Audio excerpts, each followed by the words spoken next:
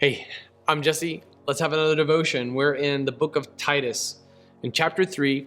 Yesterday we looked at verse 1. Now I want to complete the sentence. I'm going to go from verse 1 to the end of verse 3.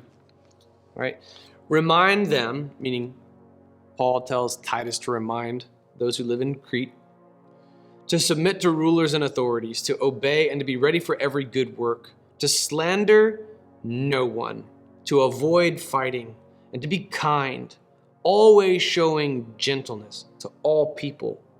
For we too were once foolish, disobedient, deceived, enslaved by various passions and pleasures, living in malice and envy, hateful, detesting one another. This is the contrast to what follows. We'll talk more about this later. But when the kindness of God our Savior and his love for mankind appeared, he saved us. So this was the context. Crete was a miserable, miserable place. I mean, they had a lousy reputation.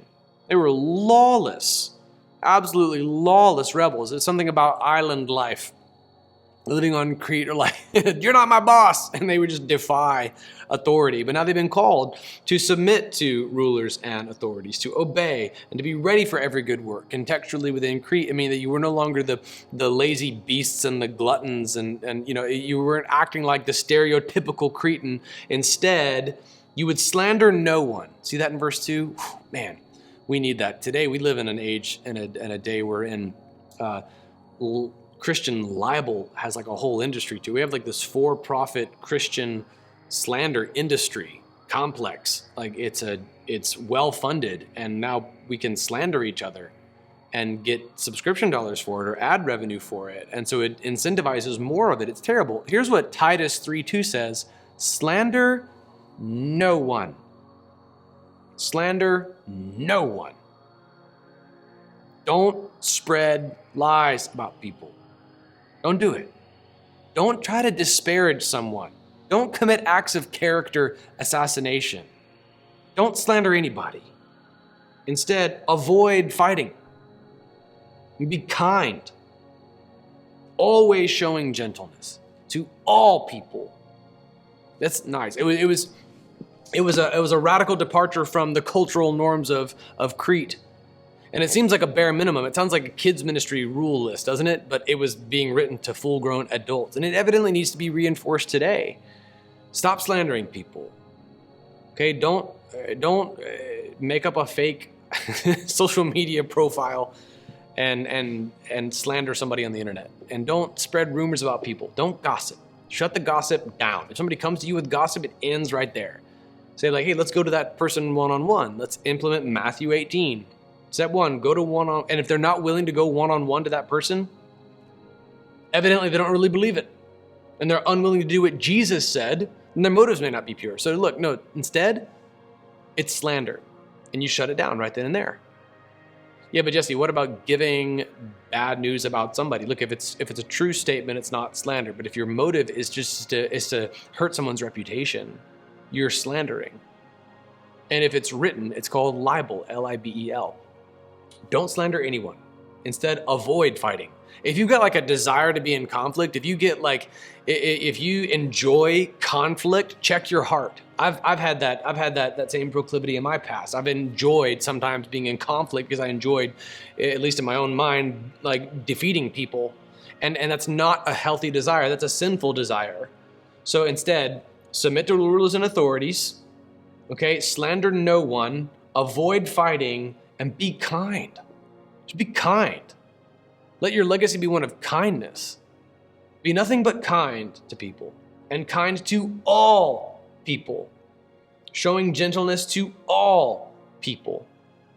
That means be indiscriminate with your kindness to absolutely everybody. Show kindness to absolutely everybody. There were also cultural and ethnic implications to this. Be kind to everybody. Show gentleness to everybody. For we too were once foolish and disobedient and deceived. We were enslaved by various passions and pleasures, and we lived in malice. He's like, this used to be us, Christian. Before we were saved, we used to live in malice. We used to live in envy. We used to be hateful, and we used to detest one another. But then we were saved. That's tomorrow's devotion. But he's saying, like, look, when you are slanderous, and when you're lawless, when you are unkind toward people, and when you are when you deceive people, or when you're deceived by your own pleasures, when you're living hatefully toward other people, you're slipping back into who you used to be as a Christian. I see parallels between chapter 3, verses 1 through 3 going into verse 4, and what we saw in 1 Corinthians chapter 6. Like, look, that used to be you, but now you've been washed, justified, and sanctified by the Spirit of our God. You're no longer defined by your past sins. Paul wrote this to the Corinthian church, and now he's reminding Titus of this, speaking to the believers across the island of Crete. Like, you used to be caught up in malice and envy and hatred. You used to slander each other. But now you've been saved, not because of anything that you've done, but just because of the grace of God that has appeared. So it's similar, and it's similar in structure to 1 Corinthians chapter 6.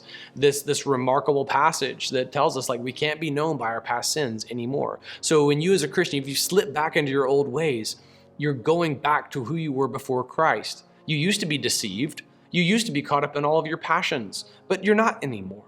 Now you've been saved, so act like it. Act like the saved. Be kind to each other. Slander absolutely no one. Be gentle, and be gentle towards absolutely everybody. That was Paul's exhortation to Titus to give to those in Crete, and I think it applies directly to you and I today.